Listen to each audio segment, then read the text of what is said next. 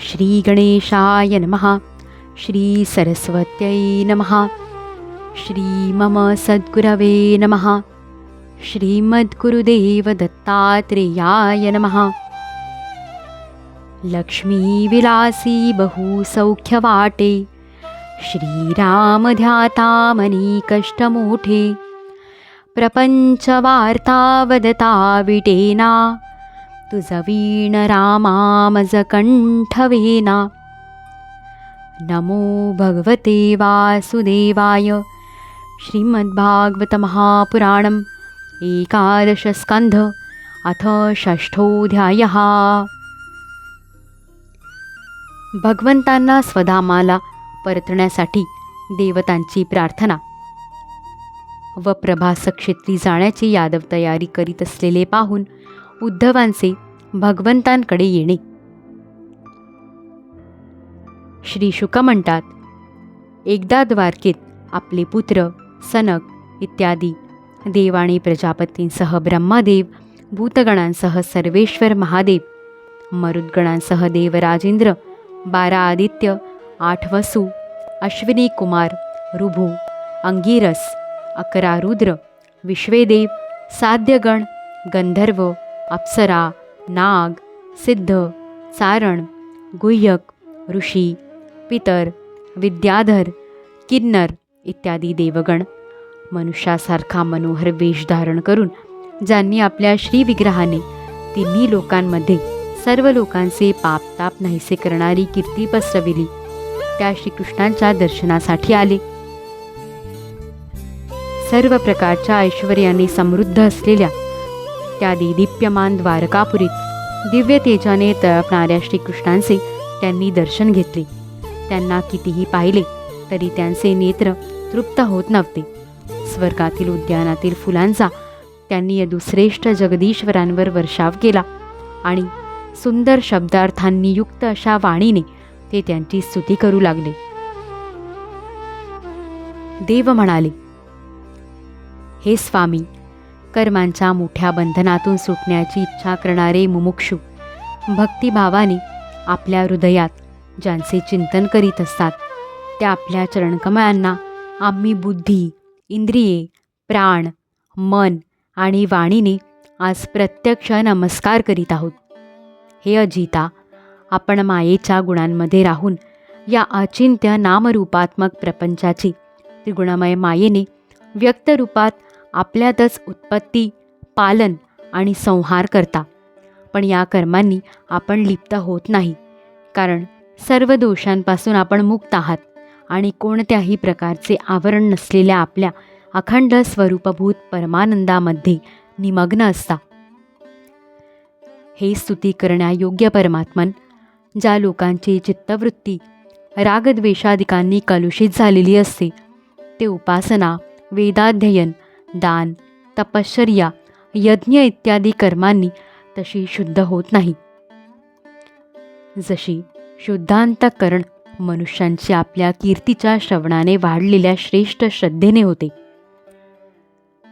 मोक्षप्राप्तीसाठी मननशील मुमुक्षू ज्यांना आपल्या प्रेमाने द्रवलेल्या हृदयात ठेवतात, पांचरात्र विधीचे उपासक आपल्यासारख्या ऐश्वर्याच्या प्राप्तीसाठी ज्यांची उपासना करतात, वासुदेव, संकर्षण, प्रद्युम्न आणि अनिरुद्ध या चतुर्व्यूहाच्या ठिकाणी जितेंद्रिय भक्त स्वर्गलोकाच्या पलीकडील भगवत धामाच्या प्राप्तीसाठी त्रिकाळ ज्यांची पूजा करतात, याज्ञिक लोक तिन्ही वेदांनी सांगितलेल्या विधीने आपल्या पवित्र हातामध्ये हविर्द्रव्य घेऊन ज्यांचे चिंतन करतात, तुमचे स्वरूप असलेल्या मायेचे स्वरूप जाणून घेऊ इच्छिणारे योगीजन हृदयाच्या आत ज्यांचे चिंतन करतात आणि श्रेष्ठ भक्तजनांना जे परमइष्ट वाटतात, तेच आपले चरण, हे प्रभू, आमच्या सर्व अशुभ वासना भस्म करण्यासाठी अग्निस्वरूप होवोत.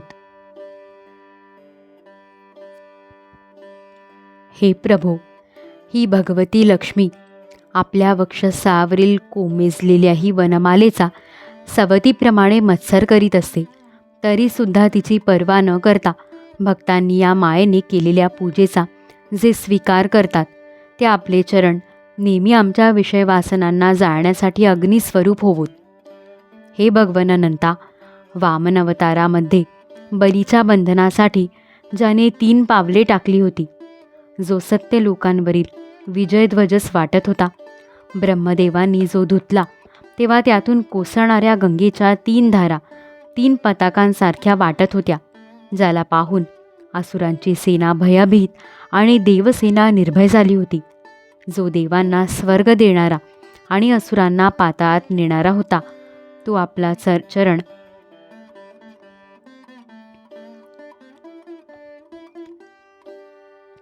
चरण आम्हा भजन करणाऱ्यांचे सगळे पाप धुवून टाको. आपापसात भांडून कष्टी होणारे ब्रह्मदेव इत्यादी शरीरधारी वेसण घातलेले बैल मालकाच्या ताब्यात असावेत, त्याप्रमाणे ज्याच्या अधीन आहेत, जो कालस्वरूप व प्रकृती पुरुषांच्या पलीकडे असणाऱ्या आपला पुरुषोत्तमाचा चरण आहे, तो आमचे कल्याण करो. हे प्रभो, या जगाची उत्पत्ती, स्थिती आणि प्रलय यांचे आपण परमकारण आहात. कारण शास्त्रे म्हणतात की आपण प्रकृती, पुरुष आणि महत्त्व यांचे सुद्धा नियंत्रण करणारे काल आहात. तोच हा हिवाळा, उन्हाळा आणि पावसाळा या 3 रूपांनी युक्त असणाऱ्या संवत्सराच्या रूपाने सर्वांना विनाशाकडे घेऊन जाणार आहे. तो अतिशय वेगवान काळ म्हणजे आपण पुरुषोत्तम आहात. हा पुरुष आपल्याकडून शक्ती प्राप्त करून घेऊन अमोघ वीर्य बनतो आणि नंतर मायेमध्ये विश्वाच्या गर्भरूप महत्त्वाची स्थापना करतो. यानंतर तेच महत्त्व त्रिगुणमय मायेच्या साह्याने पृथ्वी, जल, तेज, वायू, आकाश, अहंकार आणि मनरूपी 7 आवरणे असलेल्या सोनेरी ब्रह्मांडाची रचना करते. म्हणून हे ऋषिकेशा, आपण सर्व चराचर जगाचे अधीश्वर आहात. याच कारणास्तव मायेच्या गुणांच्या विषमतेमुळे निर्माण होणाऱ्या निरनिराळ्या पदार्थांचा उपभोग घेत असतानाही आपण त्याने लिप्त होत नाही. आपल्या व्यतिरिक्त इतर स्वतः त्यांचा त्याग करूनसुद्धा त्या विषयांना भीत असतात. 16,000हून अधिक राण्या आपल्या मंद हास्ययुक्त नेत्रकटाक्षांनी प्रगट केलेल्या भावामुळे मनोहर दिसणाऱ्या भुवयांच्या इशाऱ्याने प्रेमभाव प्रगट करण्यात निपुण असणारे संमोहक कामबाण आपल्यावर सोडून आणि कामकलांचे प्रदर्शन करूनही आपले मन जराही विचलित करू शकल्या नाहीत. त्रैलोक्यातील पापांच्या राशी धुवून टाकण्यासाठी 2 पवित्र नद्या समर्थ आहेत. एक आपल्या अमृतमय लीलांनी भरलेली कथा नदी आणि दुसरी म्हणजे आपले चरण धुतल्यानंतर वाहणाऱ्या पाण्याने भरलेली गंगा नदी. म्हणूनच आश्रमधर्म पाळणारे लोक कानांनी आपल्या कथा नदीमध्ये आणि शरीराने गंगेमध्ये बुडी मारून दोन्ही तीर्थांचे सेवन करतात. श्री शुक म्हणतात, ब्रह्मदेवांनी सर्व देव आणि शंकर यांच्यासह अशा प्रकारे भगवंतांची स्तुती केली. नंतर नमस्कार करून आकाशात राहून भगवंतांना ते म्हणाले,